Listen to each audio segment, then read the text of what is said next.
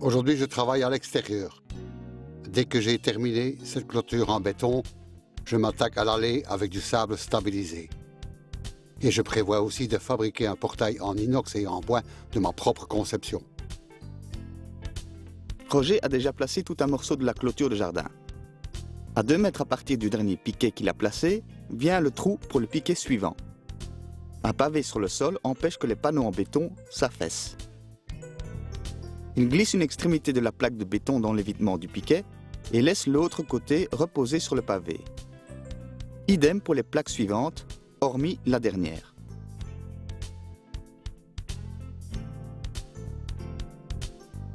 Il place le piquet suivant de biais dans le trou creusé et le pousse contre les plaques afin qu'elles tombent dans la rainure.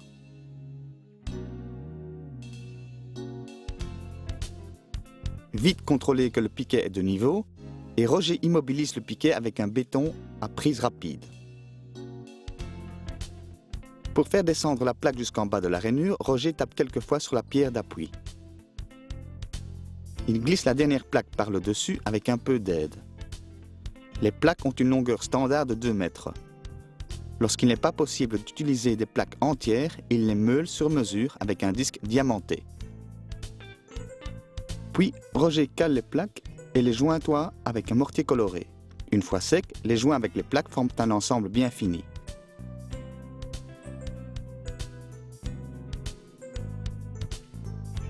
Ensuite, il traite les plaques avec une résine. La pluie ruisselle de cette façon et le béton reste toujours aussi beau. Le jardin est fermé. Avant que Roger commence l'allée, il place d'abord les piquets du portail dans le béton. Roger traite le morceau des piquets qui entrent dans le sol avec Repson Foundations, afin que l'humidité ne puisse pas atteindre le bois. Roger place les piquets de niveau avec un béton à durcissement rapide.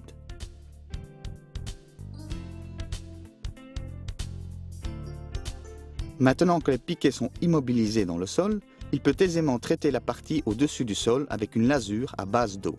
Tandis qu'il est occupé, il peut également appliquer une couche sur les lattes qu'il va visser tout à l'heure sur le cadre inox du portail. Le gravier donne souvent un bel aspect à l'allée, mais n'est pas toujours aussi pratique. Faut le constater vite quand vous roulez dessus à vélo. De plus, une allée en gravier se couvre vite de trous et d'amas. Pour éviter cela, je stabilise le gravier avec ces plaques. Roger dépose d'abord une solide couche de fondation de 20 à 25 cm de remblai concassé, avec au-dessus 10 cm de gravier de stabilisation. Cette allée doit en effet pouvoir supporter le poids d'un véhicule. Les plaques ont une épaisseur de 4 cm et sont constituées de gaufres hexagonales d'un diamètre de 36 mm. Dans le bas, elles sont pourvues d'une toile anti-racine perméable à l'eau. Cette toile empêche les mauvaises herbes de pousser entre le gravier. Il pose les plaques comme des dalles sur l'allée. La découpe sur mesure s'effectue avec la meuleuse d'angle. Le bord de l'allée doit dépasser de la couche de fondation de 6 cm, de sorte que les plaques conservent leur modèle. Ici, ce n'est pas un problème, étant donné que l'allée jouxte partout le pavage et les traverses existants. Ensuite, il les remplit avec le gravier de Bellico jusqu'à 2 cm au-dessus des plaques, afin qu'elles restent invisibles.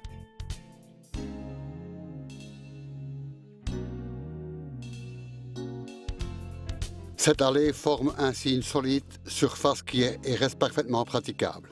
Plus de traces de pneus ou de creux, en outre, en entretien très facile. Maintenant que l'allée est parfaitement disposée, je dois encore réaliser le portail d'accès. Pour cela, je vais souder 2 cadres en inox contre lesquels viennent des lattes en bois.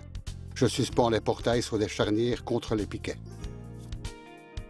Roger meule d'abord les profilés à l'onglet.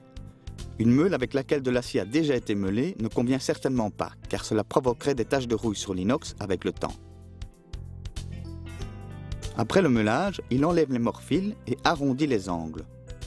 La soudure fondra dans le matériau et ne sera pas posée par-dessus, ce qui donnerait un résultat moins solide. Je réalise le travail de soudage avec mon poste à électrodes. Sur l'emballage des électrodes, je retrouve la bonne intensité de courant. Roger sépare un peu les profilés, de sorte que le métal fondu de l'électrode peut aisément passer. Il fixe d'abord les éléments des cadres avec un soudage par points avant de souder totalement le joint complet. Autrement, le matériau pourrait se déformer. Pour la même raison, il contrôle encore un peu l'angle. Si le cadre est totalement soudé par points et que les angles sont en ordre, il peut terminer le soudage. Roger réalise le soudage en exécutant un mouvement de traction par lequel il repousse à chaque fois un petit morceau.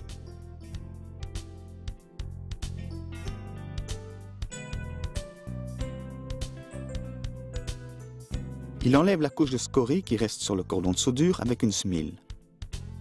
Ensuite, il travaille encore un peu le joint avec un disque abrasif, puis avec une pâte abrasive. Sur un cordon de soudure parfait, vous pouvez aussi immédiatement travailler avec la pâte sans poncer. Entre le cadre, Roger doit encore fixer 2 lattes en inox pour visser tout à l'heure la menuiserie. Pour percer dans l'inox, il utilise des forêts au cobalt de bonne qualité et de l'huile de coupe naturellement.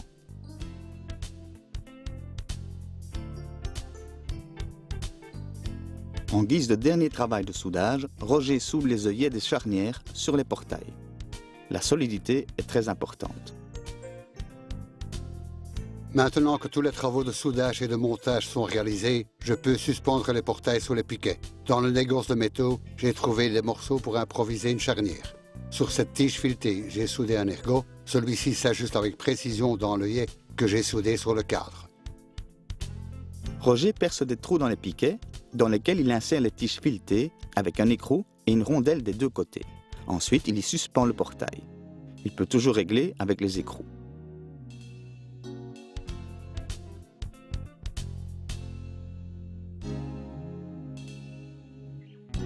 Il a pensé à prévoir un verrou à tige coulissante à l'avant du portail et un à l'arrière. Heureusement, car autrement, le portail ne pourrait s'ouvrir que d'un seul côté. Le soudage par points suffit à fixer les verrous. Ensuite, il place le portail en position fermée. Il peut ainsi bétonner des tuyaux inoxydables dans le sol à cet endroit. La grille garde le tuyau dans la bonne position, tandis que le béton durcit.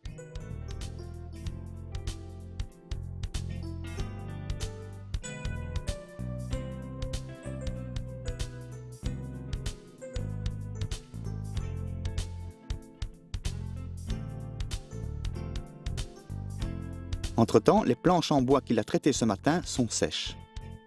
Il les visse contre les lattes du cadre avec des vis en inox.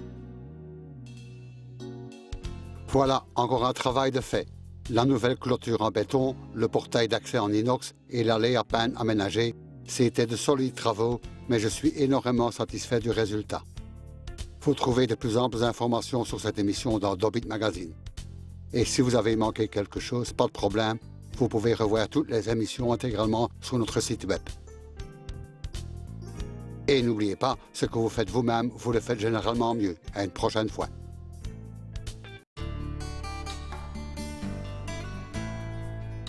On peut parfaitement élaguer avec un taille-haie. Mais si les branches sont trop épaisses, il vous faut autre chose. C'est pourquoi Roger a acheté cet outil d'élagage spécial. C'est une tronçonneuse électrique que vous utilisez comme un taille-haie. Il travaille ainsi avec peu d'effort, en toute sécurité, car la chaîne est protégée en permanence. Après l'élagage, cette machine est aussi pratique. Roger peut couper les branches sans les ramasser.